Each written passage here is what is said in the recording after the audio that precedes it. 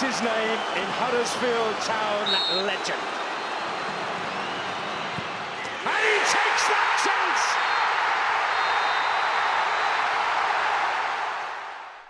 In March 2008, Huddersfield Town could feel cool, cold clasp of hands around its throat as levels of underinvestment, asset stripping, lack of interest and apathy had the club on its knees, choking.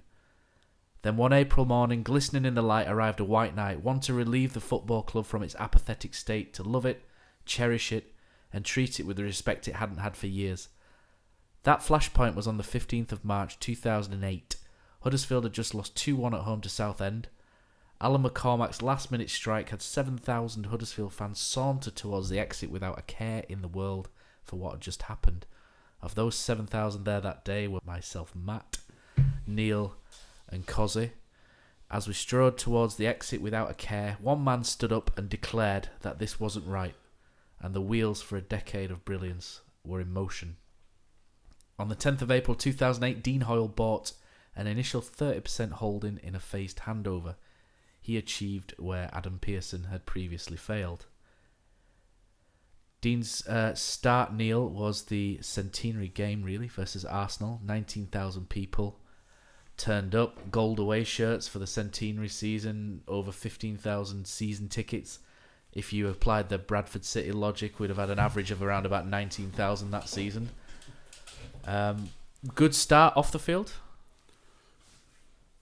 Brilliant start off the field. I think just the excitement of a local man taking it over.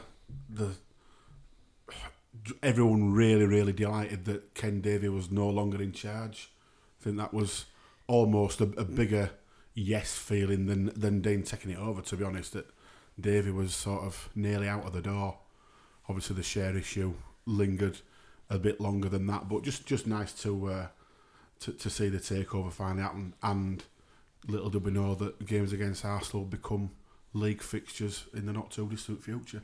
I think I'd just take it back a little bit there, Matt, because Dean's told his story many times when he took over, but when we commented on this game the other week, Huddersfield won, I think it was Southend 2, if we get that right. I remember Al Robson-Kanu, one of the goal scorers and what have you, but I just remember feeling so low about Huddersfield Town at that point that this was how it was always going to be. I just didn't want to come to any more games.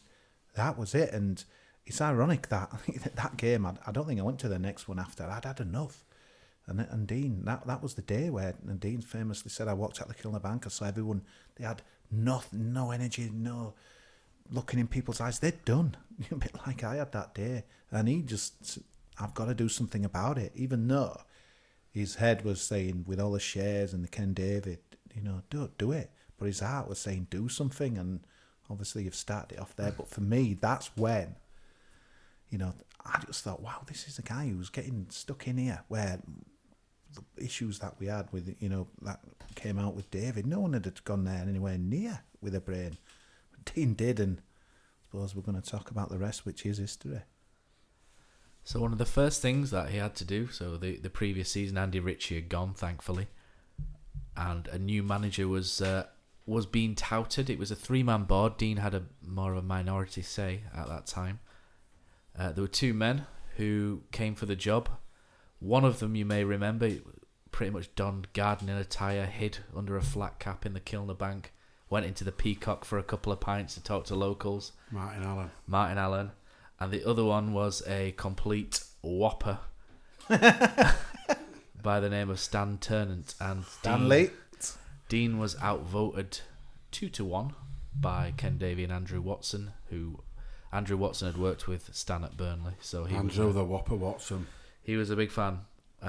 Andrew Watson, ex-Town player, started the Blue and White Foundation, did a couple of half-decent things, but I think it was time to go when he did. So Stan fell out with Jerry Murphy initially. You may remember the black trainers argument back in the day, where if you didn't wear black trainers, Stan Ternant was on your case, and he bowled out, I think it was Lee Franks, if memory serves at the time. I had him in tears at the academy, which started a bit of a set two between Jerry and Stan, so a good start for Stan there. Ian Craney. Ian Craney was one of Stan's money, but for value for money, there's Tom Denton, there's Jim Goodwin, there's a whole host. He made one good signing. He did, and that was 250 grand well spent for Gary Roberts. Gary Roberts. Yeah. Chris Lucchetti, the second coming. Oh dear. And I tell you what, Neil, you could combine our weights in this room and we would still... David Unsworth would still outweigh all three of us, I'm telling you. We'd signed an absolute killer whale. That is doing David Unsworth one massive disservice. Didn't we though have such a... I know we beat them all the time. Didn't we play Bradford in the League Cup and we give them an absolute 4-0.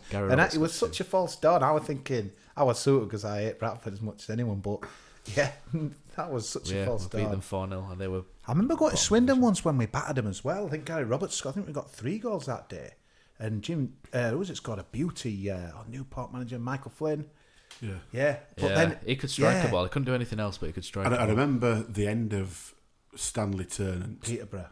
I've got some quotes from Stan Ternent. We beat Crewe at home in last minute. Yeah, we did. And the whole crowd was completely fed up that we'd scored because they all wanted Stanley out. So I've got some Stan Ternent quotes for you, which I thought you might enjoy. The first one was, Huddersfield fans want champagne tastes on beer money, which was what he would roll out every week because we didn't like his form of hoofball. But the most famous quote from Stan Ternent was after a Peterborough game where I believe there was a younger and virile, balding young man behind the dugout. I was just about to mention that. That was the only time I've really ever lost my SHIT. Proper lost it again. And I got I don't know, I think we had some office down there. Is this the Christmas dinner by any chance? I had a special ticket and for like the home end, and I just thought I'd sit there, and you know what you do when you're supporting your way. Have you ever done it? Yeah. He's tough. And we were just falling apart, and Turnip were just, I got thrown out. Abusing him. Sorry, Stan, but that was as bad. I just remember David Unsworth, Chris Lucchetti, that. Was that a 4-0 that? 4-0. Chris Lucchetti looked like he got sent. Is that when Boyd scored from halfway line? No. Or that another one? That were another one. We always used to get beat there. I hate Peterborough. But after a 4-0 defeat to Peterborough, one of Stan's famous quotes was he worried? Was he panicking?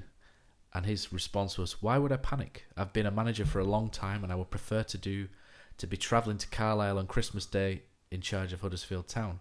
But if I'm not, then I'll have my Christmas dinner at home. So what is there to panic about?"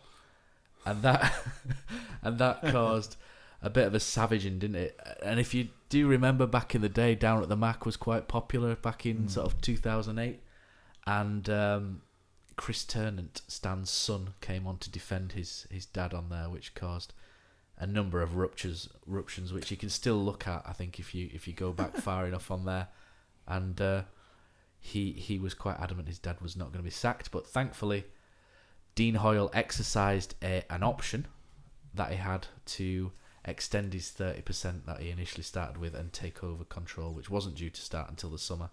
And he relieved Stan of his duty in November. Off your pop, Stan, lad. And the man who took over, Kosi, another virile, balding man, temporarily. Mr. G. Murphy. Mr. Murphy. And that gave us the greatest, probably lunchtime for some time in that horrendous gold kit, I thought it was. I don't know if you agreed. Yeah, horrible. We were in that cheese wedge at Ellen Road. That one. Yeah, the cheese wedge. Collins turns it in. Collins yes, with Poppy. Great commentary, pal. Pele moment from Escape to Victory, I think that was. The highlight of the season only, really, wasn't it? That I just, let's give it Jerry Murphy. That was just amazing with that, wasn't it? Jerry Murphy screaming at Cadamarchi to hold it in the corner for a point. That was the day. Wasn't that the? And it scuffed the cross, didn't it? Wasn't that the statue spray game? Dennis Wise, was that the statue spray? No, I think we got hammered in that one. Oh yeah, we did, didn't we? Sorry, yeah, that was a different one, but yeah, that way everyone throws shirts in the crowd, wasn't it? But first league win at Elland for 25 years was that in the league. I think I drunk Leeds Sky that night. What a time to be alive. But yes, so Dean activated a clause. No longer was Ken Davey calling the shots, and Andrew Watson also left, and he was replaced by Mr. Choo Choo himself. Hashtag, we won't say the hashtag. Oh God. Nigel Clibbins in BJ a little bit himself. later on. Billie Jean. We also, very, very sadly, at the end of that season, said a very sad farewell to Andy Booth, who became, I think he was in the top 3 all-time Huddersfield Town goal scorers with Leighton Orient away, with Georgie Brown, etc. Yep, and Andy Booth signed off in style. I remember him scoring with a belting. He had a bit of a sort of a swan song, didn't he, where he was scoring a couple of goals, and it Was made. that at Orient? yeah. He scored at Orient, but he Yeah. scored, I think it was against Carlisle the week Wasn't before. that the Rose Leighton Orient where brilliantly. Dean Hoyle bought everybody a pint in that pub? Yep. I heard that Orient let him score on purpose that day. There's a lot of myths in there and tales of that, yeah. I've never seen Boothie outpace a back four before, so that it's some suspicion. But I think what showed Dean's class very early on in his tenure there was that he made Andy Booth a club ambassador from that point onwards, which was something we've never really seen before. Could you imagine Ken Davey maybe doing something like that? Yeah, to himself. I don't think it would ever enter his head to do it for. Surprised he didn't build his someone own else. statue. You have to spend money for that. Yeah, he did. So Dean's first full season, 2009-2010. Can you remember the strapline for what that was? You buy your seat and we'll get you out of it. I thought was a brilliant piece of marketing, because we then backed that up. We signed 4 new strikers after Andy Boothie left. It took 4 strikers to replace Boothie. You remember those 4? Theo Robinson. Theo Robinson. To be fair, one of them was signed in January and we sent him back on. Robbie loan. Simpson Robbie Simpson. and the king himself, Phil Jevons. No, that would be fun, wasn't it? Jordan Rhodes. Jordan Oh, of Rhodes course. and Lee Novak was signed in January from He's Gateshead. still going Novak. What Remember that first game at Southend? We started with Simpson and Robinson, and they both went off, and on came Novak and Rhodes, and the partnership was born. Yep, Rovac. And that's all. What also was born that day as well was more of Dean's philanthropy, if you like. So the first pedal for pounds that day, the town fans cycled to Southend and back for the opening game of the season, which is where Keep It Up had started. So Keep It Up was the very first initiative to keep the Yorkshire Air Ambulances in the air, where I think it was split 50-50 between the Yorkshire Air Ambulance and the Huddersfield Town Academy. Town would also go on to wear a kit, Kosi, later on that season, a very sharp Partick Thistly kit, which Controversial kit. which I believe that our friends from the deluded land of narcissism felt that was a go at them because it was Galatasaray colours. I think what the thing that I liked about it, and obviously it continued very much, but the values coming back to the club. I think Ken Davey, it was being done to death, but I felt there was no relationship between the fans and the club, and Dean brought that back, and bike rides, charity, Yorkshire Air Ambulance. He was just... Let's be fair, yeah, Ken Davey beautiful. saved us Yeah. to save Giants for no other reason other than to save Giants. Yeah. If Town had gone pear-shaped, or a lot had gone bust. I think for me, Matt, as well, obviously Dean, coming from where we did Millbridge, what have you, there was quite a few Q&As that happened at the Millbridge Club, and Yep. I always thought that was a great... I mean, Stan Turnip was a guy who alienated the fans, did what he did, and I just love the fact that, Dean was so open and honest and stuff, and I know we kind of got through to the end, but I had a radio interview where he said, I've told the fans what they wanted to hear, and I've told the fans what they didn't want to hear, and that as well, and it says that true. yeah, too, so you were getting stuff there where we were saying, we might have to sell, we might have to do this, that and the other. It would always great value Yeah. for Q&As with Dean, right up till Sunday. Yeah, they'll be missed. So that Yorkshire Air Ambulance kit, there were several other kits. I'm just wondering if you can remember what they were, because I was trying to look them up earlier and I didn't know What if I got charity them all. kits? Charity kits, We yeah. did the Help for Heroes one, didn't we? Help for Heroes, I've got that upstairs. Did we do one that were like camouflagey type thing? Was that not Help for Heroes, the Was that army another one? Because it was like an Oh, yeah. army one. We had the pink and white Macmillan Oh yeah, we did the pink and white shirt. one, didn't which we? I think was the year after. And we had and it was also another pinky white one for Town Foundation, where everybody's name who was you could they pay put for it your into name. stitching, didn't it? Into Yeah. stripes. So I think there might have been one or two more, but I can't remember off the top of my head what they were. But I enjoyed those kits. I've got quite a few of them upstairs, and I just keep them in the packaging as a keepsake. I used to quite like those because they would always go to a It was just a sign of class. they would also go to a good cause. The business side started to take off this year as well. This is another thing. Ken Davey, like I said at the intro there, he really for me, as a personal opinion, ran Huddersfield Town with his hands around its throat. There was no room for growth. What we started to see during 2009-10 was a business side of the club starting to take off as well. Club partners coming in. Sean Jarvis being far more involved commercially. Him giving more of a free rein. And we started to see other things come on board, such as Kirklees College, who were the shirt sponsor. Well, not so much sponsor, but they appeared on as an advertisement almost on the front of the shirt year after. Sadly, that first season we fell short in the playoffs, but I think when you look back, that was probably one of the most exciting campaigns after what had gone on before. We saw players like Danny Drinkwater, Pilkington, and Gary Roberts. Yeah, I thought we were going up automatic. We really pushed everyone, to the wire. But we were in it on the last game of the season. But you look how strong League One is. Do you reckon League One's ever been as strong since that season? You had Norwich, you had Leeds, you had. The thing I liked about that, we were scoring tons of goals. We were battering teams. I know Wycombe were dreadful. It was just exciting, wasn't it? Well, wasn't it? Yeah, we felt like we were on the road. Brighton 7-1. That was an absolute. Away followings were coming back. People, we were taking loads of women. Got to Wycombe and must have took 1,500. And the Stockport. Yeah, Stockport game that season. That were incredible. Stockport pitch invasions. Yeah, we took over the stadium. 2 sides on that. Well, 2.5 sides pretty much. It was incredible. Yeah, it just felt we'd had such a good run in that season. But Millwall, it were men against boys that night.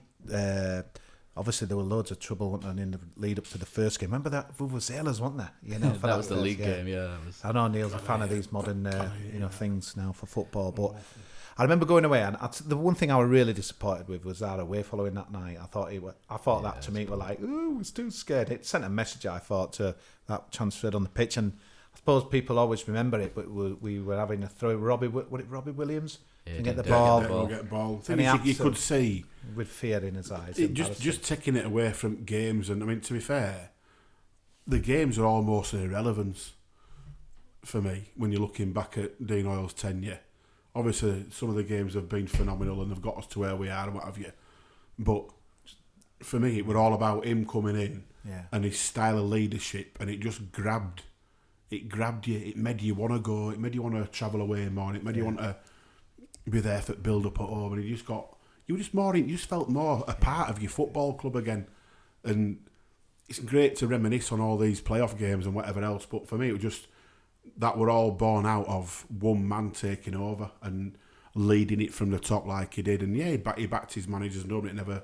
People who say he didn't back them, talking absolute rubbish. League One, he definitely 100% backed him to the hill. I mean, Lee Clark got everything he wanted and more, didn't he? Do you want to know who Lee Clark's first signing was?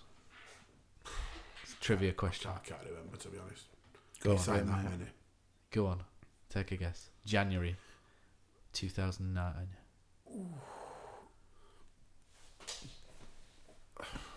Ainsworth and Pilkington. Danny Adams. Ainsworth and Pilkington were very early, but the German Danny Adams, Dominic Whirling, was his first signing on a free transfer. Which I think Dean Hoyle saw a lot of himself in Lee Clark initially, someone young, hungry, wanting to improve, work the way up. Lee Clark did really well. Lee Clark were a manager you could get behind and get excited about. He's one of the only people that bigged us up, in the media. Yeah, he definitely played the we are card. And he really bought in, and I think they bought into each other. Yeah. To be fair, they're both sort of similar personalities, or they came across as that very sort of out there and up for it. And Dean Hoyle Lee Clark at that particular time was a brave choice, but I think for Dean Hoyle at that time also the right choice. But it also showed his steel and his wherewithal as a chairman by getting rid of him as well. So Lee Clark, I think that Millwall game showed a few weaknesses really in Lee Clark's mental makeup. I think there was a potentially good young manager there, and I don't think he stayed true to his ethos really. And what we tended to get 2010-11, a couple of highlights I've got here from 2010-2011. Obviously Kirklees College now on the shirt. A few little things appearing with Lee Clark. He's now gone from young, hungry players like your Peltiers, your Pilkingtons, etc., and he's now signing Alan Lee, Damien Johnson, and players like that. But Dean's backed him, and one of the best pedal for pound advertisements or lines, if you like. Can you remember the cycle to the with Dean? It's always a classic. So pedal for pounds at this point became an annual thing, which is fantastic, and the work that they've done for Keep It Up has raised over £1 million. I remember that one there. I remember talking to Oggy just after they arrived. You were sat in front of me at Brighton. Yeah, Oggy did that one. When you think of some of the excitement, me and Pozza and Mitty and Lee Walker were sat right in front of you there. That was just haven't they just been? Didn't we give them a guard of honour? They just won league, haven't they? Yeah, and we beat them. And 3-2, we beat them 3-2. I can't remember now. Yeah, but I just Danny remember Cafobe, that season. Danny Ward got a couple, didn't he? We had some amazing moments. I remember us absolutely spanking Wickham on the TV. 6-0, yeah. But Jordan Rhodes Sheffield getting 5 Wednesday in one away I think that Sheffield Wednesday will be remembered still for years. Obviously, we remember the playoff win, but the 4-4 when we were filling the bottom ridiculous. tier, it was an incredible game of football. Even I remember even the Wednesday fans. Do you remember that video? That we had a right spell there though, because there were one midweek game. Was it year before that or year after that when we beat them 2-0? We'll go back to the season we're talking scored. about. Yeah, we're still in 2010-11. The 4-4 was the year after, but that first year was where Pilkington scored an absolute beauty where he acted. It was a midweek game, and Graham Carey scored a free kick. And this is the point where you were going. I remember going with Huddersfield before Dean Hoyle came in. You would go to away games, and you go to places like, just off the top of my head, you go to places like Southend, Tranmere, and you wouldn't expect anything. Now all of a sudden you're going to Sheffield Wednesday, Sheffield United, and you're expecting to win because of the expectation level is built up. The running costs of the club have almost doubled, in terms of wages, and Dean's at great personal cost is now bankrolling this club. I think initially what he said was, I will bankroll Huddersfield Town to the Championship, where it must become sustainable, self-sufficient.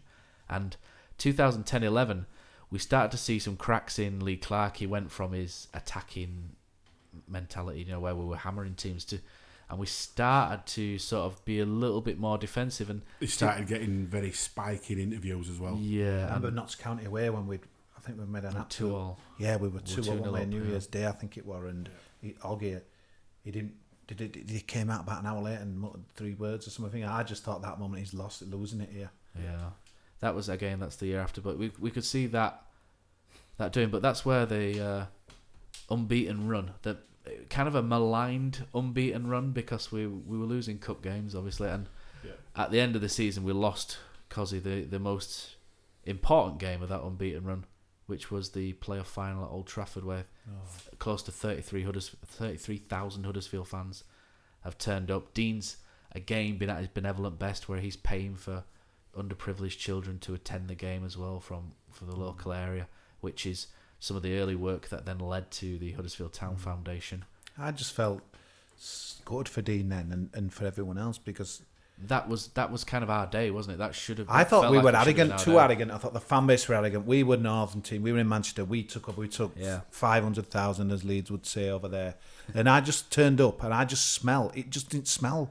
It smelled wrong to me that day. I don't know about you guys. No, I know what you mean. In the city centre, there were people I've never seen before.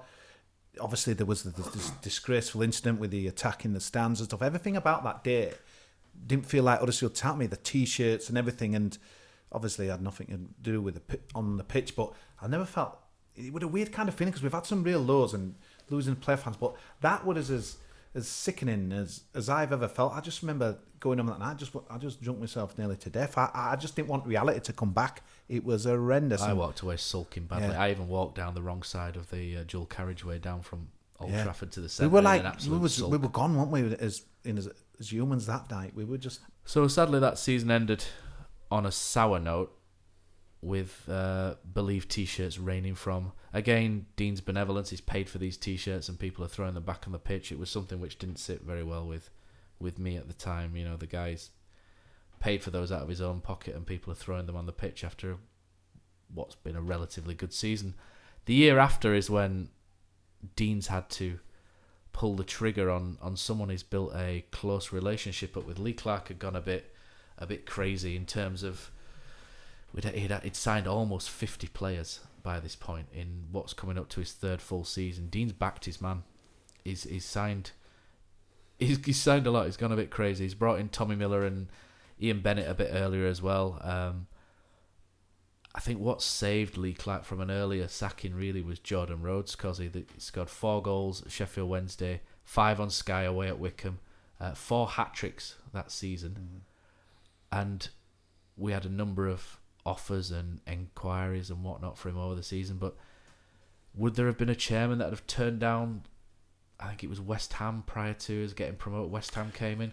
Yeah, as it turns out, obviously, Matt, it sounded like Rhodes had a gentleman's agreement with Dean, wanted to see it through, and the rest is history. At the end of the season at Wembley, but I just remember when he did sack Lee Clark, I wasn't that surprised really, and I think the interesting thing was, like a lot of stuff, when you get national media commenting on stuff where they don't have a clue.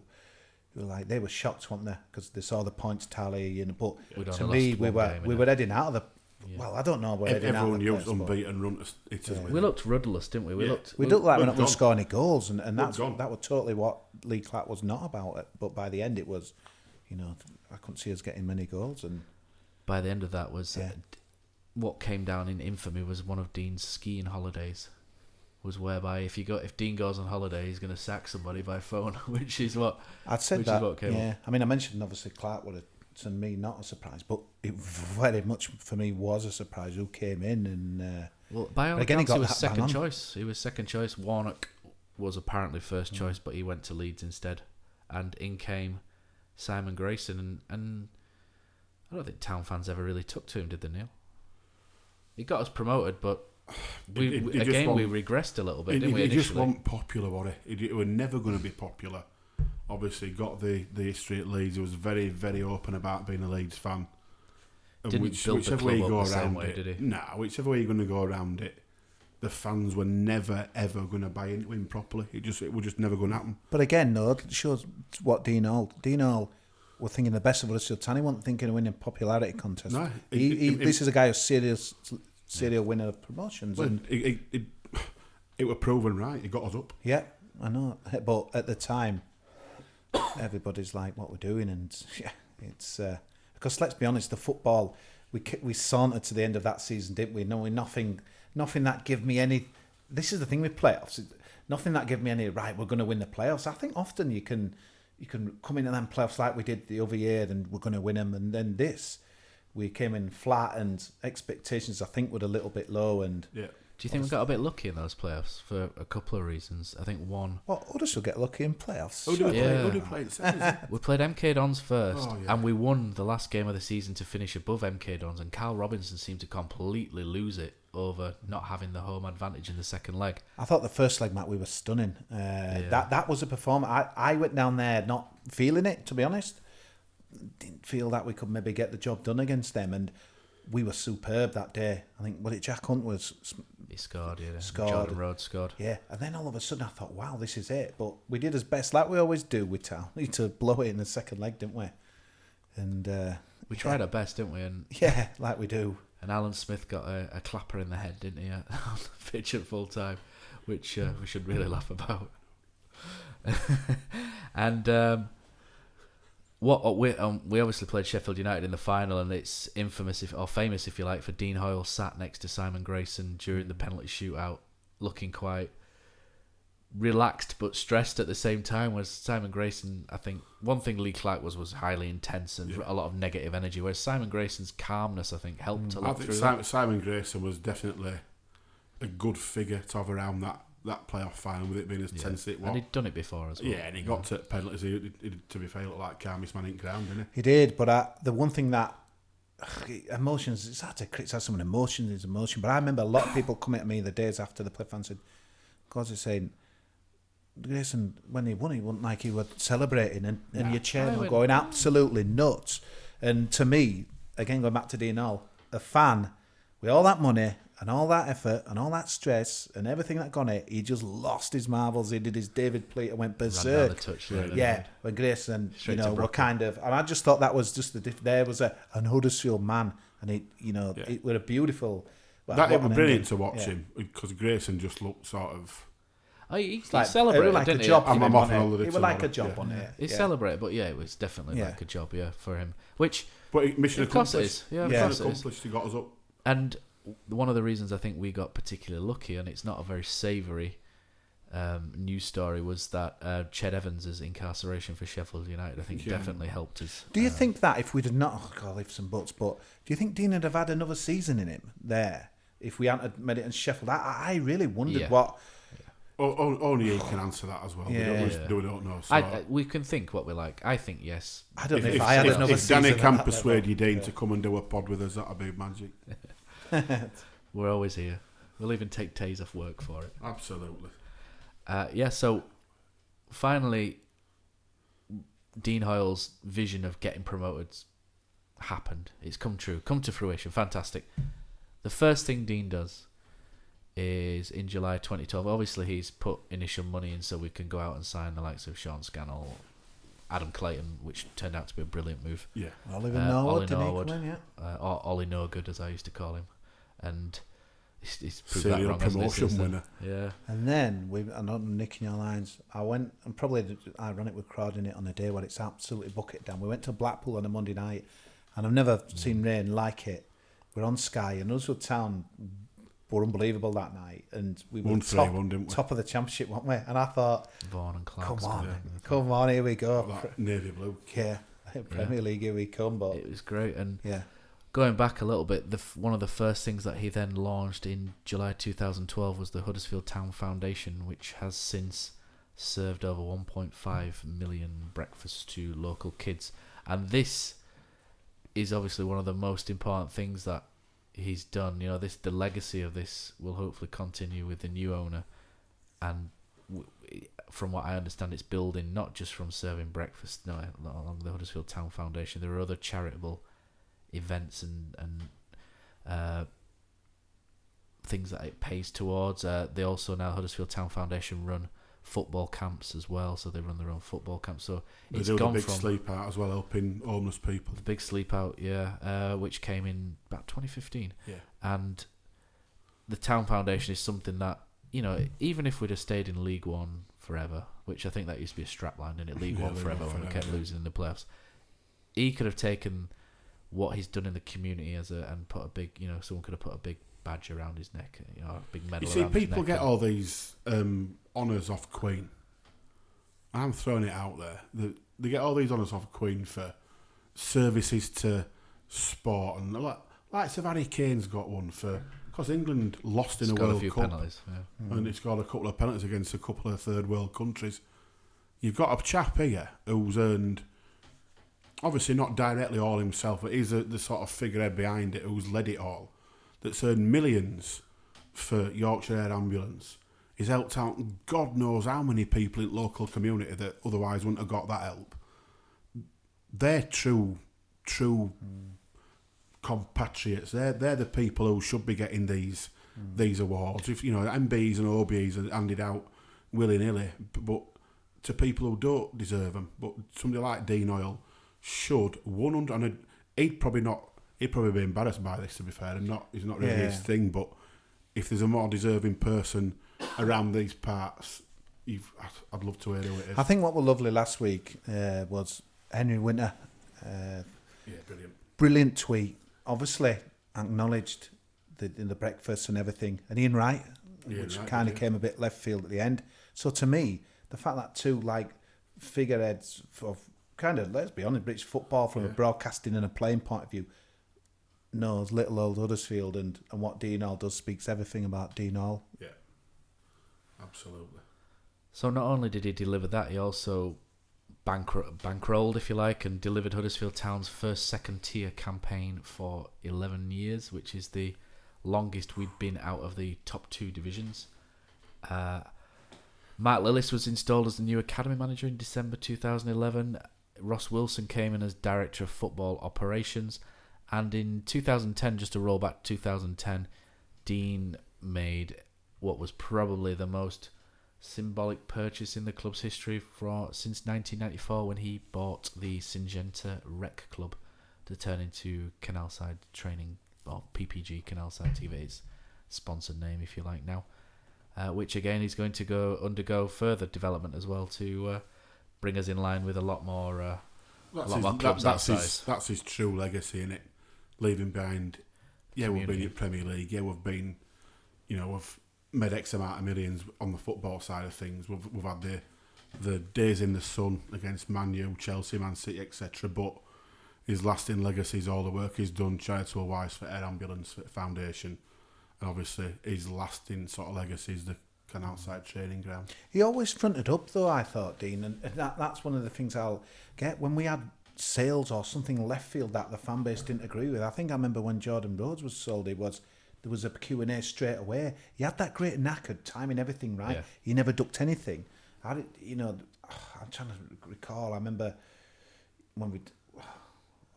£8 million to Blackburn. At that time, that was a ridiculous amount of money, wasn't it? And everyone were up in arms, but Dean always, that, like you said, he always stood up and was there to be answered, to and that as well. And as usual, the people that had plenty to say, a lot of them never really said it face to face to him and that as well. I remember him saying that a few times, Q&As, these people on Twitter and what have you, where others, but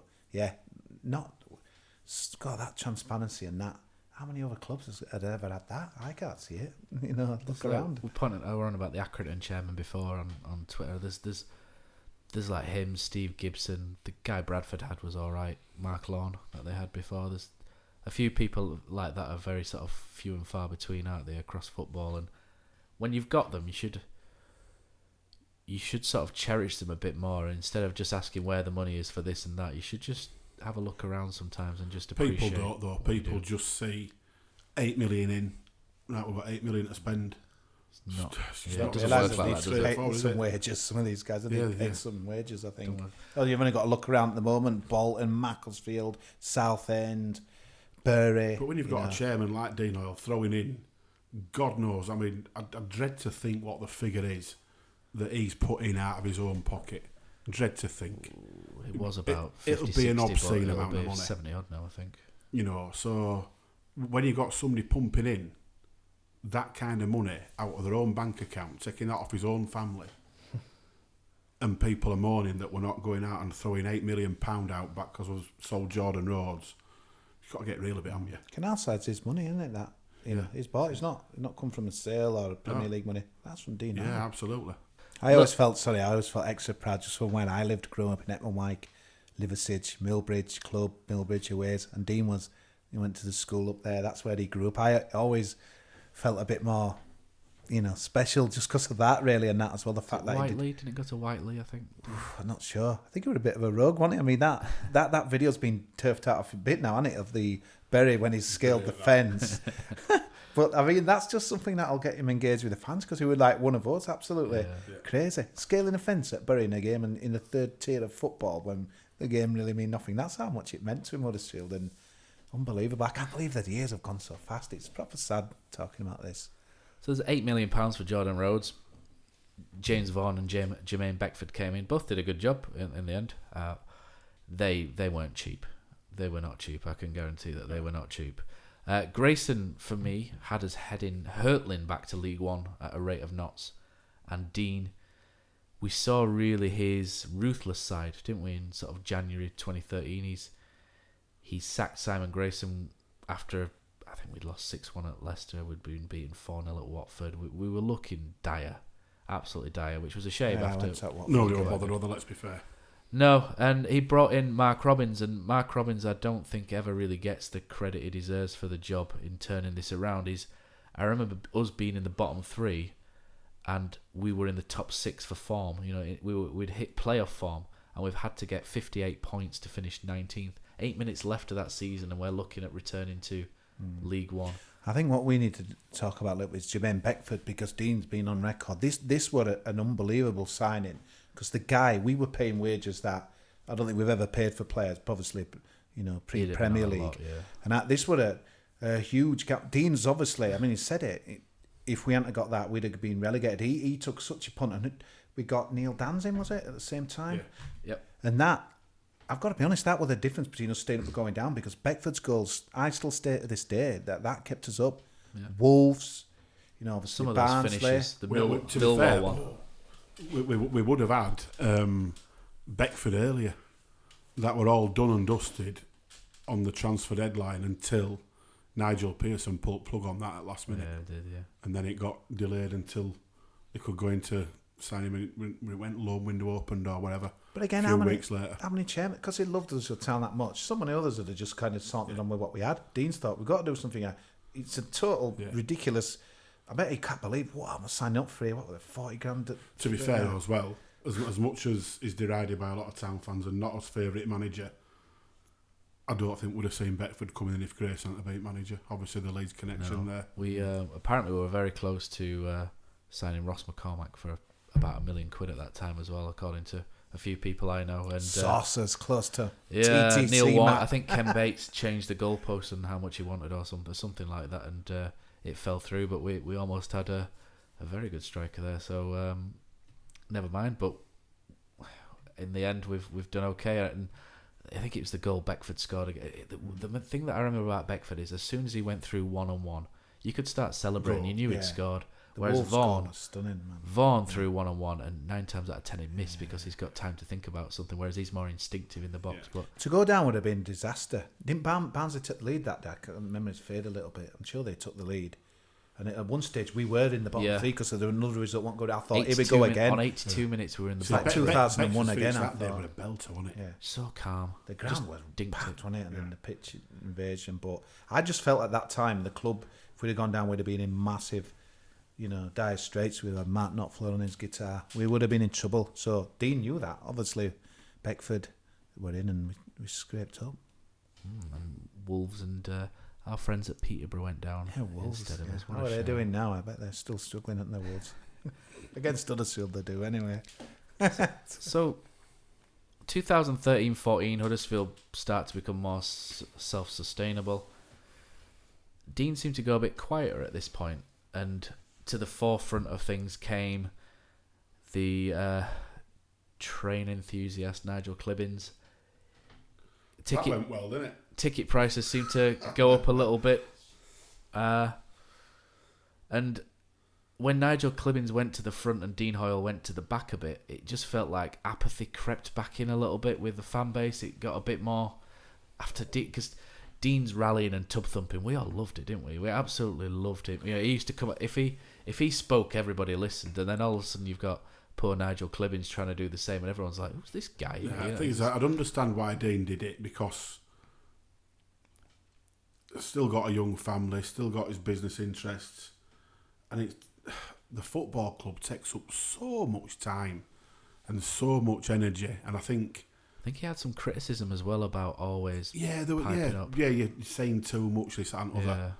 Be careful what you wish for, because the fact it was so open was really endearing, and he might have said too much sometimes, but I tell you what, give me that over those who you never hear from at other clubs. Yep. And you got fans banging their heads trying to get any kind of information. Or the Ken Davey era. Ken Davey. You don't have to look too far. So that putting Clibbins to the forefront, probably not in the scheme of things in hindsight the best move, but that didn't soon have got quite the rectified, personality, did he, to pull that one off? No. Did Mr. Clibberacci. We made some good signings though that year. £400,000 was very well spent on Jonathan Hogg. Joe Lolly came in for £250,000, which was a bit of a shame because he never really kicked on, did he? And had his shin splint problems from day one. Naki Wells broke Dean. He's broken the club record, which at that point had stood since 1997. Was it Marcus Stewart after Andy Booth had left? Scored on his debut against Millwall and all. Yep, and Naki scored on his debut, and 600 grand for James Vaughan as well at the start of the season. So he's still there, still spending money. But at this point, some mistakes were kind of appearing here with Mark Robins. He was asked to bring in a football philosophy. He was just asked to deliver a philosophy, and he's tried to deliver a footballing philosophy with Peter Clark and Gerrard playing out from the back. I remember the philosophy at the Keynote Stadium, Doncaster in March. Again, I just walked out of there thinking, we're heading back down to lower league football forever. I was so down after that. That was another moment of... That was a bad game. Yeah. There were a massive town following. We were all looking at each other thinking, this is just absolute rubbish. Mark Robins has lost the plot. Sadly so, and we went... I think this might have been a lesson learned thing where we sort of sacked Mark Robinson's backroom team and brought separate ones in, and it didn't really work very well. And after the first game of the next season, Nigel Clibbens has found Mark Robins hiding in the laundry room with his head in his hands, saying he can't do this anymore. And out goes Mark Robins. Mark Robins, I've met. He was a decent guy, not the most exciting character, but he was positively. He just sounded permanently pissed off, didn't he? He had that tone, didn't he? Just fed up all the time. I think he must have seen Matt Crook's performance. Thought, what am I doing here? Well, I remember went to the last pre-season friendly way at Oldham, and we lost 2-0 2 or 3-0. And Johnson Clark Harris he scored an absolute worldie from about 30 yards. Nearly took net out. But we played with 3 at back with Peltier and Crooks as part of it. And the only saving grace was we'd seen that week before, and you're thinking, there's no way he'll play that again against Bournemouth next week. Lo and behold. And they had the pace to die for. They had all kind of. He had them the wrong way around. He had like Peltier as a spare and like for his speed. Yeah, but, and he played. But Crooks should have been in the centre, surely. And it lasted all of about 8 seconds against Bournemouth on opening day, something like that, wasn't it? I was on a stag do, so I missed that. Thankfully. Yeah, lucky man. And that was it. I remember getting a. Did he get sacked on a Saturday night, or did he walk? But it's Sunday morning he'd go. He'd walked. It said it told Nigel Clibbens he wanted to leave, and then Dean, I think, wanted a word with him possibly, or they'd said to think about it overnight, and he came back in Sunday and said, "No, I'm going." And to be honest, he should have gone in the summer. I think that was the most annoying thing. He knew he should have gone, and he'd been better off giving us the summer to get. When his backroom team went, he should have gone with them. Yeah. That must have been an awkward. Conversation with your mates. And in he comes, our favourite. And here comes Christopher Powell, who... I apologise in advance if it goes quiet now, because I am very likely to nod off. You didn't go to Wolves away, Neil, you short memory man.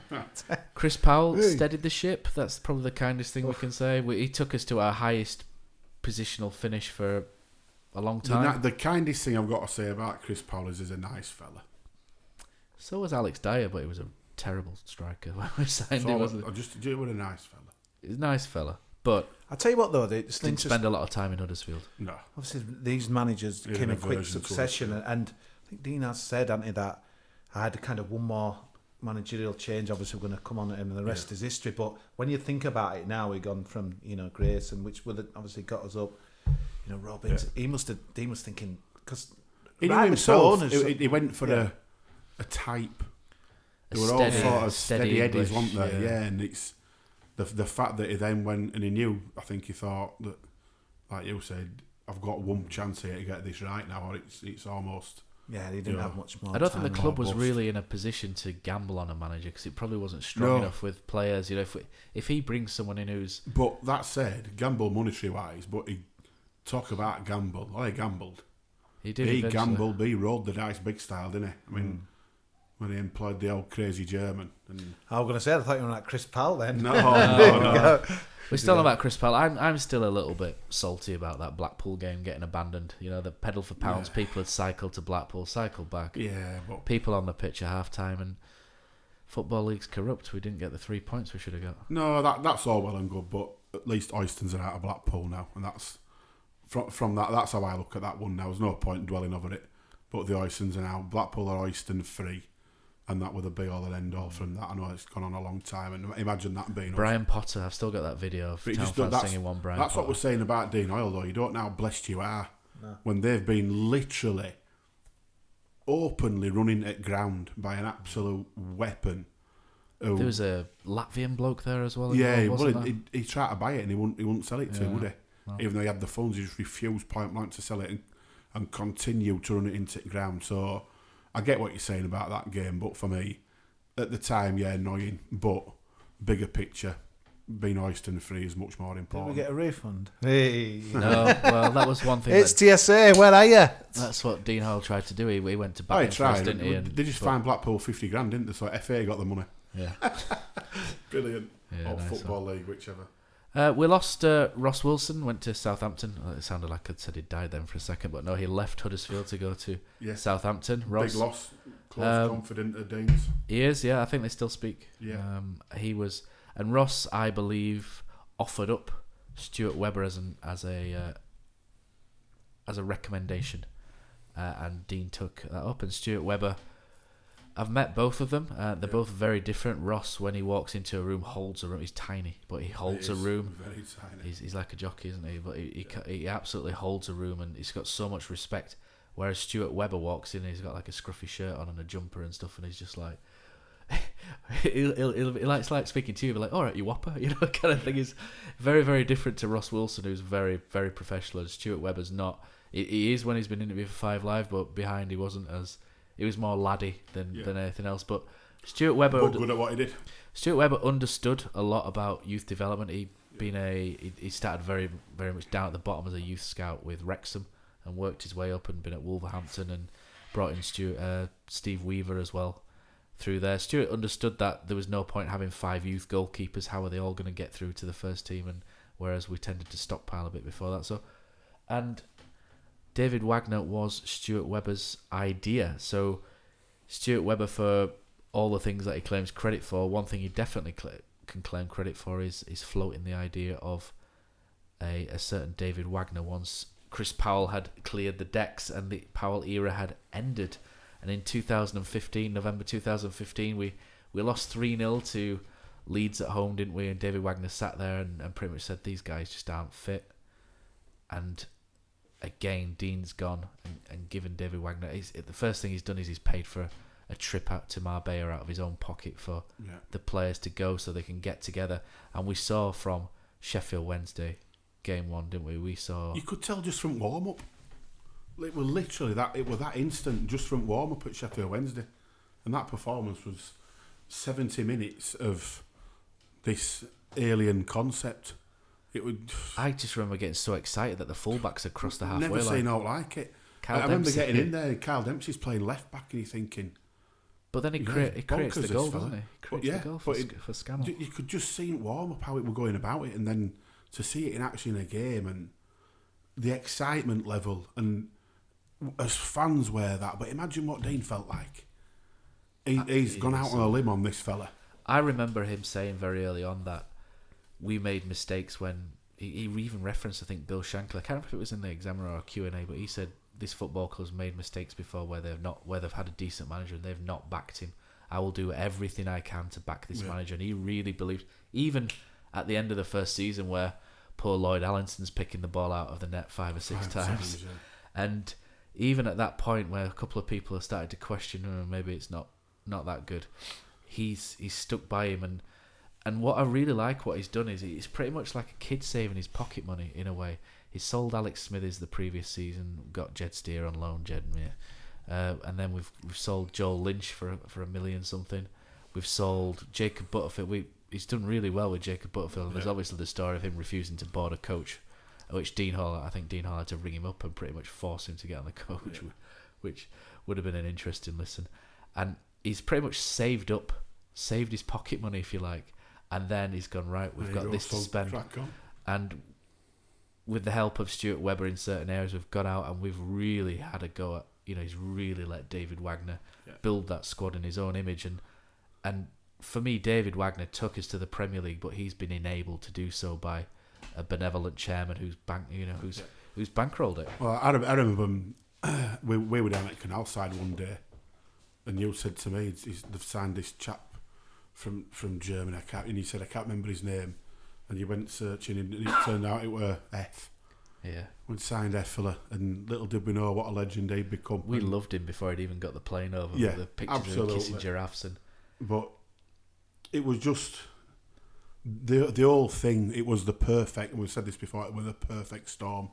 Hoyle and Wagner they were meant to be together at that point, weren't they? The club, the wonderful thing is that this is where you have to give credit for Dean for letting these jobs pretty much.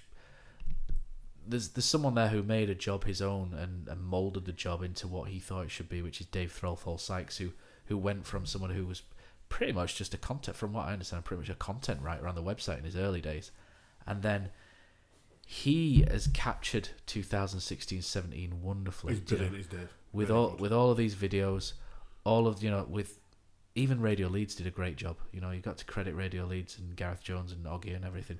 They've all captured that season wonderfully with the commentary moments, which I always borrow, we'll say. the commentary moments, the videos. You go back to Michael Hefele and that video of the Austrian woman walking through in the dressing gown as well, and Dave and Danny and Dave Threlfall-Sykes having a bit of to and fro with the video, and the club was just so much fun all of a sudden. You know, these things going on. The club was one of the Wagner Revolution, the videos, and it was just 2016-17 will be my happiest memory of Huddersfield Town. Wagner got it straight away. I remember we spoke about that when we did the Wagner one about, you know, he's been in job, 20 minutes, and he's down at Millbridge in front of a load of a packed house down there. I think we were all there that night, and he got it. He instantly got it, and that were all down to. I mean, let's be fair. When you hear Dean Hoyle talk, if you're in a room with Dean Hoyle, you feel 10 feet high, don't you, afterwards? Yeah. You come out of there bouncing, wouldn't you? Yeah. It'd make you feel everything that you wanted to feel, everything you wanted to hear. He'd tell you everything. He'd be so excited about it and so positive about it. Everything was always better after Dean spoke. Absolutely, absolutely. And looking forward, it's going to be difficult for Phil Hodgkinson because I think we'll miss. He's in a Jan Sievert kind of situation. the man after the man, he isn't is. He? Yeah, anyone who follows a legend in any business is a difficult one, isn't it? Yeah. So Sievert and Hodgkinson have got arguably the two most difficult jobs in Huddersfield Town's history. But they've also got a wonderful template to follow. Oh, they have, yeah. Well. If they follow that, obviously they're going to have their own ideas, and that should be welcome because that's football. They're not, they're not puppets. They should be able to come in and do their own things, but they've got a fantastic template to work from.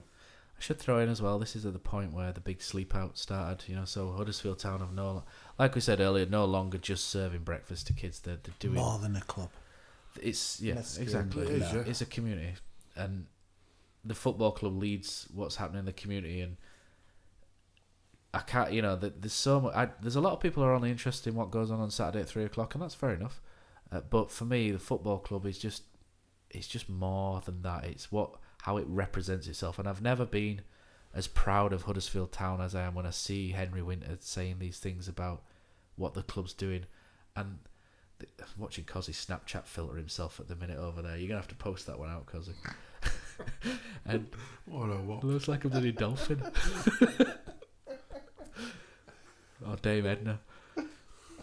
So I've never been prouder of the club, especially at this point, 2016-17. They're doing it on a budget which is one that isn't going to kill the football club. Yeah, okay, if we don't go up, we're going to lose half the team and David Wagner. It happens, when you've got a good team. But it's everything that's going on off the field as well. The big sleep out, pedal for pounds 10 this year. There's been 10 of them. It's amazing. I should really do one of them, but I've got a bike in the shed. I should get on with it and do it. And one day, hopefully, I will if it continues. But there's just so much to be proud of at this point in time. We haven't even talked about the Premier League and how Dean's helped us get to a place where none of us thought we would ever see. And even if we hadn't got there, there's so much already to be proud of and what the club's achieved and where it's come from. I've said it before, for me, it's not about what you do, it's how you do it. And this guy, I think... There's a song in there somewhere. I just want to read Henry Winter's tweet out again, to be honest, because he just said everything that I wanted to say, really, and that as well. And this is a guy who's probably seen us from afar and just, kind of...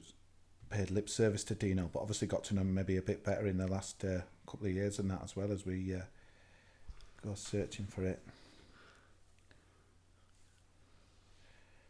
Yeah, so I think that's probably a good time to jump to Twitter itself, Kosi. So we threw out, a few people wanted to.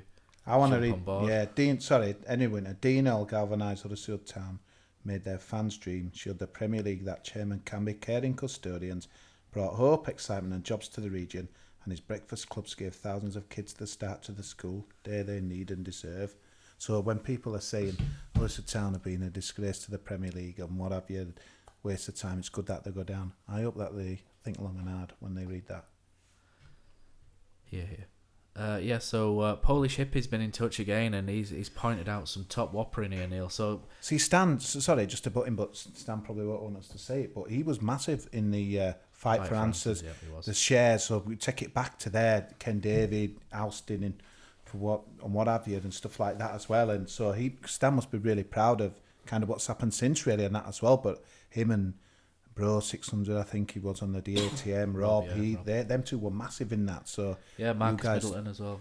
Marcus as well and that as well. There's obviously Dean, King, but Andy Shooter was it as well? Yeah, Stephen King with the lime green scarves and guy, whatever. Yeah, tremendous. There was, obviously a great team as well as Dean. Yeah, so Neil, if it's all right with you, we're not really going to do a Whopper of the Week for Dean in a Dean Hoyle special. It seems a little bit disrespectful. But Polish hippie Stan, he's actually screenshotted what he said back in 2008. Yeah, should have been better off deleting this one, Stan. No, I like how he's fronted up. It's quite good. And he's put, and somebody's put, here's the story we've all been waiting for with Dean and Ken Davies' reign almost over. I've kind of not really said what I wanted to say there, but and his response is, who? Well, if this is true and the shares aren't part of the sale, then it doesn't surprise me. Town have been used, asset stripped and left to wallow in a sea of underinvestment during Davies' ownership, which is all true. We're still crippled with the debt repayments on a stadium we own no part of.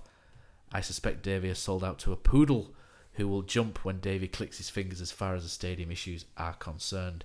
And we're all very delighted to say Stan was incredibly wrong. Good old Stan to have in the delighted to say he's Isn't it great that Stan can have the bottle toast? A lot of people on Twitter they say plenty and don't kind of front up to what they got wrong. And brilliant, Stan. That yeah, he's also said someone on down at the Mac called him an oxygen thief for posting that. Matt Smith sent us one saying his favourite Dean Hoyle moment was Leyton Orient away in the pub.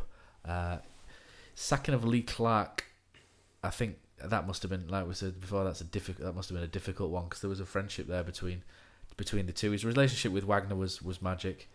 Some of the pictures are fantastic, and his reaction to winning at Wembley in 2012 and 2017. One of him looking like he'd been dragged through a bush sideways in 2017 was collapsing. So much. It just looks in agony, doesn't it? But afterwards, he's one of us. He is. I think we all felt exactly the same. Yeah, I think we all kind of. I felt ill all the way home from that. Horrible. Do you know, the two playoff finals, I don't think I've celebrated on the way home from either because I just felt so drained. Yeah, knackering. Completely knackering. Yeah, can't we just do automatic promotion just once, Neil? I've seen one. I haven't. 1983. 83. So Dan Peckett as well. Hi Dan. Before the playoff final against Sheffield United, Dean Hoyle gave me his lucky blue wig, which he wore dozens of town games. I'll cherish that gift for the rest of my life. I think that must be the one where he appears at the final whistle with the pigtails. It must be. Dan, we've got a challenge for you, and that's to post a picture wearing that blue wig, please. On the Taste That Chance Twitter feed. Yes, and if you do that, then there's nothing in it for you. Possibly ridiculous. I can't promise something that you get a video of Huddersfield Town this season highlights. I'll send you a picture back of Kosi's Snapchat filter of him as a dolphin. Yeah, mine's imposed though. This is real wig. Let's see it, Dan. Come on, front up, son. Yeah, Stan's gone about some negatives of Dean Hoyle's reign. About football categorisation and new kits every season. New kits is just what everybody does, isn't it? Hopefully no return to categorisation. That I always thought that was more of a Clibbins thing than a Hoyle, but I think without being obviously in the boardroom, but I think what he's done though after that with bringing in the affordable football is remarkable, and for a couple of quid a game, especially in Championship, a couple of quid a game, I think that's amazing. So if anything he's done wrong, he's turned around tenfold there. And also remember, he's one thing he's got behind as well is the initially the Cowshed Loyal started approximately 2008, and the club tried to get behind it, and the club, despite Mr. Robinson's best efforts, have helped the Cowshed Loyal grow from 20 people in the north stand behind the goal, throwing till roll, etc. There's quite a few things. I don't know whether it should be mentioned, but I know fans who, when John Robinson kind of, but at that stage where people were disappearing out of the grounds for sneezing and what have you. I know obviously people had to go back in and stand in front of John Robinson and bow to him or whatever. But I know sometimes when Dean Hoyle were with certain people, just so that they could get them back in the ground, because Dean Hoyle, one of the fans, he knows obviously sometimes things can happen in games. We mentioned that, Bury.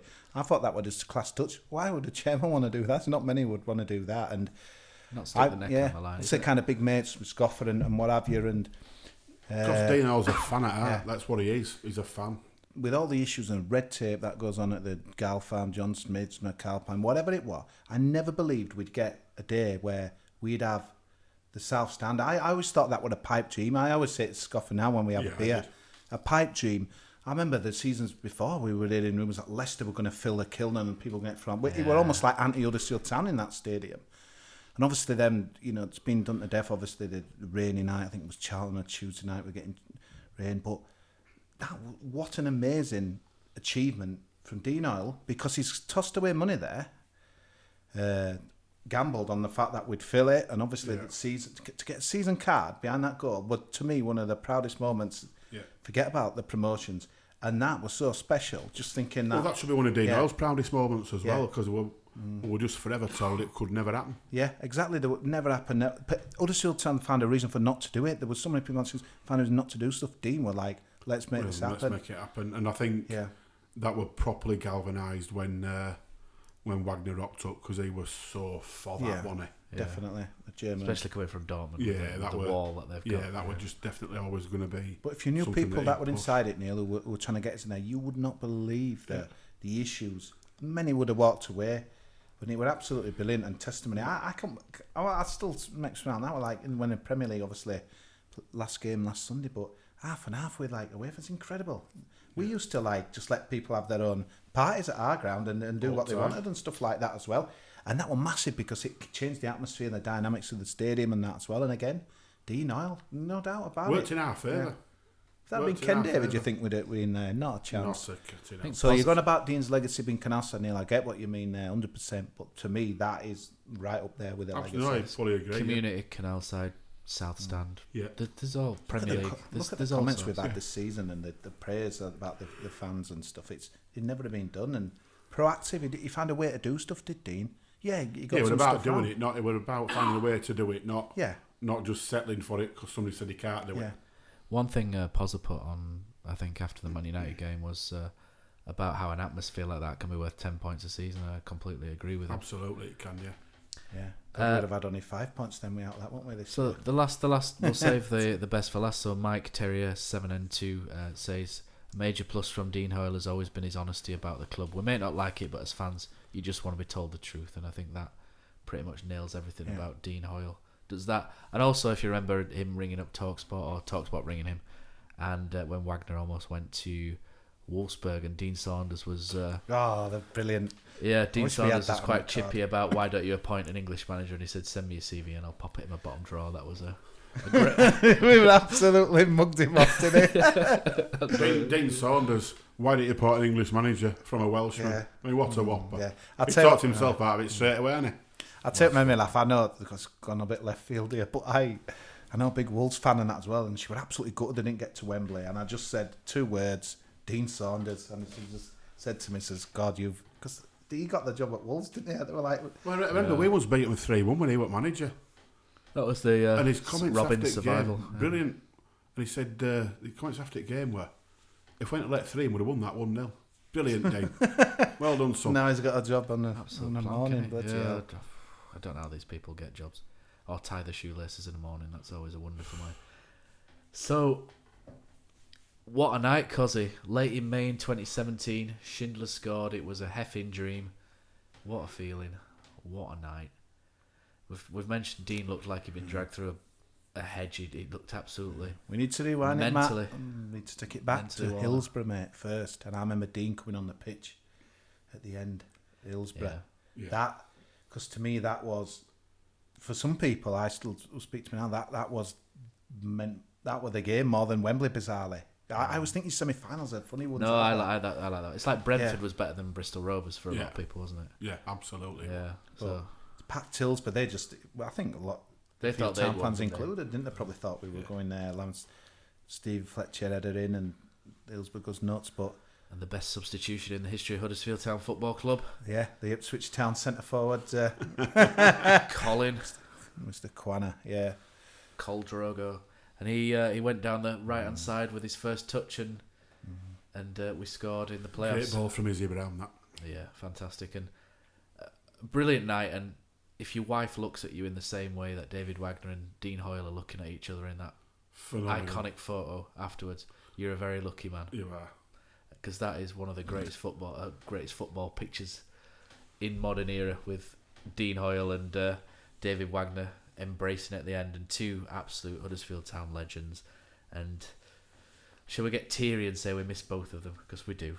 But Wembley, yeah, wow. But yeah, on to Wembley. And Wembley, I just remember Wembley just being, I remember driving down and getting flashed at by a speed camera, so I had to go to Rotherham, the scene of the 3-2 win with Tommy Smith. I had to go back there, which was quite good to do a speed awareness course on the motorway, but it was worth it to get down there to Wembley. And I remember that game being really tense, and every time someone attacked, it's been a bit, my heart rate just going absolutely mental. Can you remember they had the heart rate monitor to the Reading fan? Sean Jarvis, wasn't it? And Sean Jarvis. Yeah. Sean Jarvis is like almost 200 beats per minute, and this Reading fan was almost clinically dead on like 40 beats per minute.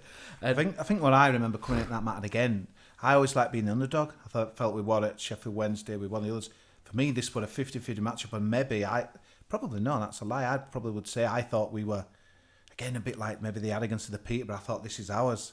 Yeah, and I think that creates its own pressure. So I expected for me, it was now on it. It was a now on. Yeah, and then when was Izzy Brown missing that opportunity, you're thinking, is it going to be our day? But yeah, Dean Hoyle. I mean, I know Patrick Stewart likes his glory, and he was there to focus on him. It made for a good picture, but Dean Hoyle and the family. Yeah, we're all about Dean Hoyle. Seeing Dean, family. Dean and Danny. He'd aged like 40 years, didn't he? And Danny crying on the telly with what we'll remind him of that. Felt like he'd aged. It was a great moment. It were on loads of Sky ads and build up on it afterwards for next year or two, when it showed them lifting trophy and Dean and Danny on there again, and it just great scenes. And anybody can say whatever they want about Huddersfield Town, but you can't buy that. No. You can't buy that. There's a family there who are all get they're running it, but they still get the same feelings that we get, the despair, the joy, in equal measure. The thing that I always wanted, phenomenal. That video that was floated about a DVD back in the day when we went up under Neil Warnock, I remember it cut into the Huddersfield Town Centre at the end. It was like we'd won the penalties and there were people on lampposts and outside McDonald's, and I just remember thinking, what I'd give for something like that again. So to me, Wembley, and then the day after that, Wagner on stage was unbelievable. The bus coming up, what a crazy man, Northumberland Street with it was just that, to me, the community were just rejoicing. Classic Huddersfield weather, were pouring down. That I've still got like stuff saved from papers and stuff. That to me, wow, he'd just given something back to the community and that as well. And I know Leicester, proud of their own, had done exactly the same, but to me it meant more just that he was a local guy, and his family were all part of it. They were as much as on the TV and in the press as, we kind of all got to know Janet in her own way as much as Dean. It was a family thing, and obviously the boys as well. And to me, it's not about what you do, it's how you do it. So it was just the perfect promotion. Yeah, and the scenes afterwards were amazing, weren't they? Just outside the train station there on the stage, the platform, between 25 and 30,000. Danny people. Ward video that we're doing rounds in. I've got that saved. Don't worry about that. Danny Ward in the bar. Remarkable. Scenes that we never thought we'd see. As simple as that. And we wouldn't have seen if that guy, after that embarrassing defeat against Southend, thought, I'm going to do something about it. We could have been... Thank you, Alan McCormack. National League. We could have been where Stockport are quite easily, and some of these others, York City. Don't bear thinking about it. No, it doesn't. And where we did end up was the Premier League with... Ridiculous. It still sounds bonkers now, doesn't it? Huddersfield Town in the Premier League. It's a place I've always thought... You always think Huddersfield Town, they're the kind of club that could get there, but you just didn't see how they would get there. When people talk about sustainability and running a club within its means, you just think, skint. That's the first thing that comes to your head, doesn't it? You sort of taught to think that way by Jim White dressed in yellow on transfer deadline day and all the other Kosi's making remarks over there, and he's fully 100% right. Oh, he were on tonight about Macclesfield trying to be like empathetic and there's too much of this happening. He don't care. He don't give a. It's a soundbite for him. Yeah, he didn't give a damn. Mate. Anyway, sorry, Matt. No, it's all right. It's Feel better now. it's all right. I'm fully on board with a whoppering of Jim White, and let's just slate Jim White for another couple of minutes because I've lost my train of thought. But no, we've made the Premier League, and we've done it properly. We've done it in a way that only Huddersfield Town could do it. You know, we've done it by being Yorkshire, by not overspending, by doing it based on a togetherness, a community, a complete ethic that other people just... You almost feel sorry for them because they've never had it, so they don't get it. The word legend is much overused in football, but we could reel off a good 7 or 8 that are true Huddersfield Town legends. Clibbins? probably not Mr. BJ, but obviously played his part. Yeah. Dean, David Wagner, Christoph Bueller, for me, still a legend. Yeah. Then you go in Aaron Moy, Schindler, Lerver, F. They're just their names that'll go down in legend of Huddersfield Town. Absolute legend. Yeah, absolutely. And Christopher Schindler had a chance to write his name, Huddersfield Town legend. Christopher Schindler had obviously. a chance to name a podcast. Yeah, that was the pressure, really. Let's be honest. And he took that chance. Yeah. And he did, yeah. And not It's only... still giving me goosebumps hearing that now, you know. What a moment. The amazing thing is, though, not only did we... Not necessarily by being tight, you know, by being very Yorkshire, if you like, by being sustainable, not only did we get to the Premier League in a way which is foreign to people, but we also stayed in the Premier League. Obviously, if you're a Newcastle fan, we spent millions and millions and millions, but if you're anybody else, we've stayed in the Premier League by again being self-sufficient and sustainable. And huge credit has to go to Dean Hoyle as well for putting money in initially before a lot of it came in, you know, from the Premier League to get the stadium up. You know, we've lost a few hundred seats in the stadium, sadly, but we've got a stadium which is, you know, KSDL weren't going to pay that. No. You know, the football club and Dean Hoyle have had to pay to get the club, you know, the stadium Premier ready League for the Premier League, yeah. and all those. And they also had to be done rapidly and all, because obviously we didn't find out we were getting promoted till 3 weeks after Exactly. everybody So else. he's had to. I believe from piecing things together, he would have had to pay that up front because the first payment from the Premier League wouldn't have come through in time. So he's had to front that, and you know, he's probably not bothered. He's had to front it. No. But, you know, probably one of the most pleasurable checks he'll ever written that. And fantastic. And you look around the stadium now. There's from where it was when the Serpent was in charge, and you've got. I know people say, "Oh, it's not a proper club shop, etc." But you've got 2 cabins which look quite decent as far as I'm concerned. Look better than the one I used to go in at school, you know, back in the day. We've got pretty much 3 club shops on the premise, if you like, and then another one in the Packhorse Centre. We've got 4 club shops. Can you imagine when Neil Warnock left because he couldn't open a second club shop at that time, that we would need 4 club shops for Huddersfield Town? And it's remarkable to see them all, you know, and how it's developed, and you know, even the little things such as, you know, the ticket office is all coloured now. You know, it's got the Huddersfield Giant stuff there, which looks quite cool as well. But it's got that there, and the whole place is just so different. And the Premier League's changed Huddersfield for the better, I think. Hopefully not for the worse next season, with people demanding, you know, £30 million on Che Adams, Kosi, you know, like maybe I was a few weeks ago. But hopefully we don't see that, and we just see that the Premier League has affected Huddersfield Town, and the money that Dean Hoyle's put in has affected us for the better. And what we really want now is for Huddersfield Town to go back down and feel like it belongs, courtesy of how it's been run, rather than when it first came up and it felt like Huddersfield Town don't really belong here. We don't belong in the company of Derby and Sheffield Wednesday, etc. I want us to go back down there and hold our head up high and say, look, we belong here. This is the division that naturally we perhaps find ourselves sustainable in, and hopefully the Premier League and what Dean Hoyle's done has changed that, Neil. You can stop my waffling, please. It's got to have done, hasn't it? There's got to be a point now where we look and say, we're not all sore hands anymore. We're not this little town team that's just in there and trying to survive. We should be in there now, competing. There's no reason why after a couple of years in Premier League we can't go down there, heads held high, and get in there and mix it with the so-called big sides in that league. We should be classed as one of those now. You're never going to compete size-wise with the likes of Villa.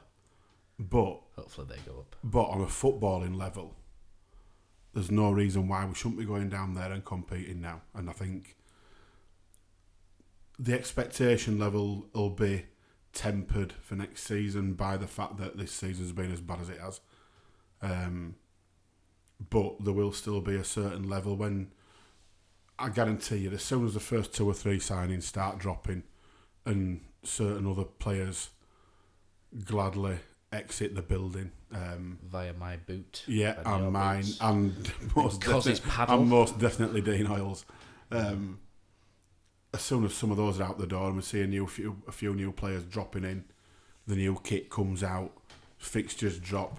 Yeah, there's not going to be Man U and Chelsea and Arsenal on there. Causes all of a sudden.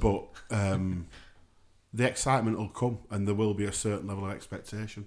What a way about though. I mean, there can't be a dry eye in the house. The kind of the German one, the wave of winning or whatever they used to call it. But that was just amazing, wasn't it, on Sunday? I just thought that it was a beautiful moment, wasn't it? And I just thought... What's really funny, you watch the video, Kosi, online, and the photographer tells them to do the wave, and Danny Hoyle's face, I've been told he's going to do his wave is brilliant. He looks at him and says, "You are, I've got," and then, but it's such a, it's a good moment. It's an iconic moment, that now. It's beautiful because they've been through hell and back, as a family, and I just thought, what a beautiful way. And I thought, obviously, the players have let us down this year, and I just thought, I did wonder on Sunday, how are they going to kind of turn this to be a positive? Obviously, the result was a kind of a surprise, but I just thought a beautiful way of ending that. I think the fact that the chapter. I mean, we haven't talked about Dean's illness from this season, which has clearly had a massive effect on him and his family.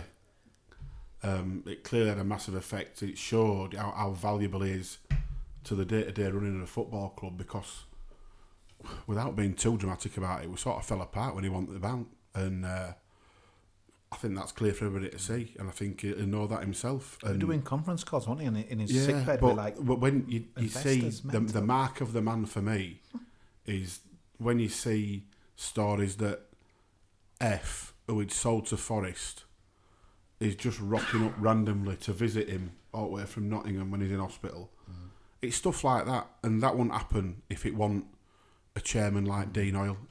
The things on Twitter, Pilkington's put some great on.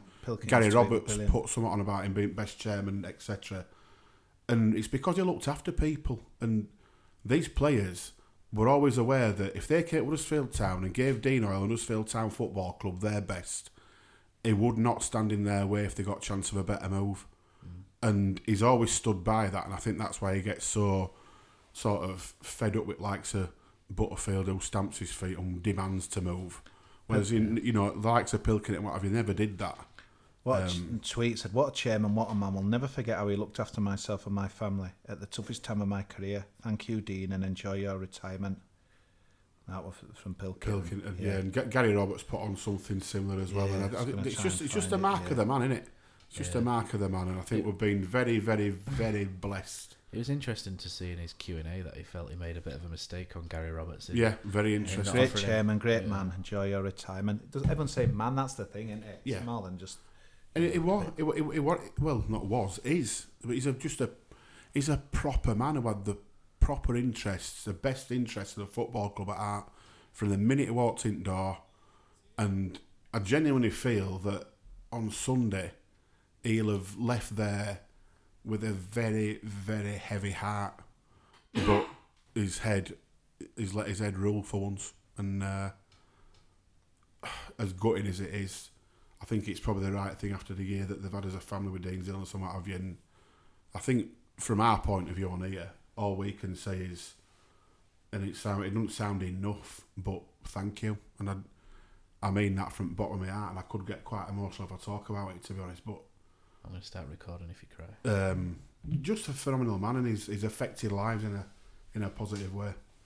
Just give us the hope back, the dreams, the Yovels away, and what a journey. It's just been incredible. I can't believe it's like 12 years, isn't it, that they ain't gone. And even the so-called low moments, we were getting to playoff finals, playoff semi-finals, we were battling where it felt like we could achieve something again after the ruins that it were left in, where kind of Stan's tweet said it all, and it would just... It's turned us into a proper football club, one to be proud of, and one that we are incredibly proud of. And He didn't always agree with what he said, Neil, and his decisions, but he were doing it for the right. He's done everything for the betterment and the sustainability of our football club. And we know we aren't one of the biggest out there. We're never going to be, but we've just been back to being proper, haven't we?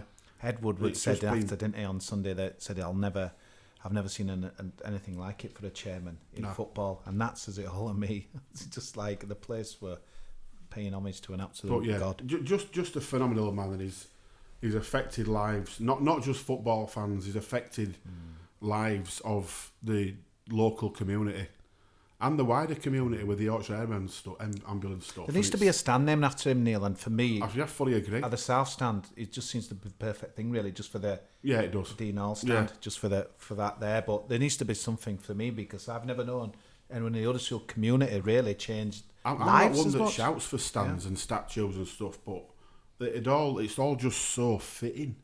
And you're right. I think the South Stand is fitting because it's the one that we should never have had, apparently, according to everybody else. The businesses but of made Huddersfield, it happen, that's benefited, Neil. Everyone drinking and eating and spending money in the town.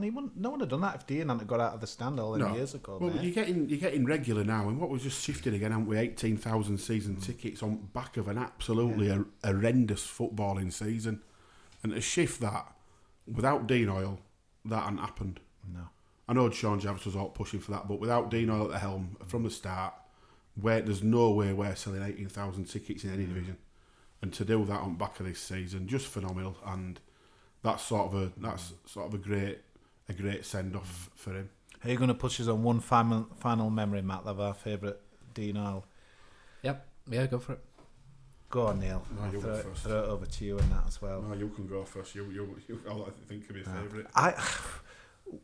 I think the first Wembley for me against Sheffield United. I think that just the fact Dean's just gone down them steps and he's gone nuts and just dived on that big pile up by the corner flag and that as well. That, for me, his first promotion. Yeah, I know you know the second one, but for me that was Grayson's kind of just wobbling down, doing the calm. So Dean Hoyle's going nuts. The fans just showed what it meant, didn't it? I mean, for me, there's that one. Hillsborough was the celebrations there with everybody at the end were phenomenal. You don't get fans loving a chairman like we love him. And then you've got, obviously, Wembley again. But for me, the one that I really love seeing a video of, and we didn't really get to take part in it other than see it afterwards on video, is them all celebrating in director's box or their box that they were in at Chelsea.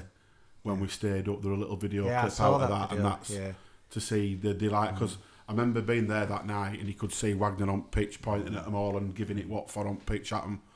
Obviously, it was clearly Dean Hoyle and what have you. And he knew everything. And I'll never forget a Pat Canalside Q&A, and I put my hand up and Rambo, right, like Kosi, and then I said, and Dean said, I've heard that voice before somewhere. So he was obviously knew like radios and what have you. He seemed to know everyone, and I thought that would just class that, really. You felt something, and you felt part of the club, and it's, you just could go on and on. I don't know if in our lifetime there's going to be anyone like that, but... All we can do is, like I say, all we can do is say thank you, because it's been phenomenal, and he's got to have the right time, Neil, hasn't he? Yeah, and I think we've just got to now last week wish Phil Hodgkinson all the best, because you've got one hell of an act to follow. But if you do it the right way, that's the right way for the football club. If you do that and follow your instincts with that, you won't go far wrong, because the town will back you. And the big question, obviously, now is which stands he going to be sitting in? Is he going to go back to the Kilner, Neil? That is the question. I think he's got a box, Come on, Dean. Box. Yeah, he's got a box. So he's lost the fans, mate. I think my favourite Hoyle moment was the very first time I saw him on the Examiner, going onto the Examiner website. Because for me, 2008, football was just an excuse to go to the pub and have a few drinks and hang out with mates, and the football kind of got in the way of a good day, if you like. And I think seeing Dean on the examiner and just sat there staring at him, just in my head, just thinking, how's this gonna go? Do you know how is this? What's gonna happen here? Is this gonna be the start of something incredible? And for me, what Dean Hoyle did is he made me go back to the 80s again and fall in love with my football club all over again by treating it in a proper way from the very, very start. And I'd got to a stage where I wasn't that bothered about going to games. It was just, it was a social thing. And Dean came in and he made me fall in love with that football club all over again, like I was an 8-year-old boy again. And I think that's my favourite Dean Hoyle moment, is that he made us all care about Huddersfield Town Football Club again, whereas apathy had got in before, and that for me is my favourite Hoyle moment. And I think we're waffling, aren't we? But I think Dean could see that coming back with Chris Powell. I genuinely think he could see that creeping back in with Chris Powell, and that's why he made the decision he did when he did. And I thank the Lord for that one.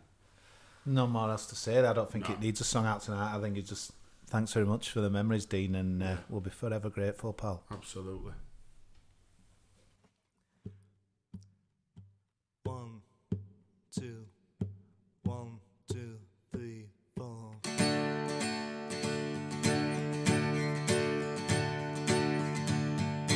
Thank you for the days, those endless days, the sacred days you gave me. I'm thinking of the days I won't forget a single day, believe me. I bless the light, I bless the light, the light's on you, believe me. And though you're gone, you're with me every single day, believe me. Days I remember all my life, days when you can't see wrong from right. You took my life, but then I knew that very soon you'd leave me. But it's alright, now I'm not frightened of this world, believe me. I wish today would be tomorrow. The night is dark, it just brings sorrow, then it rains.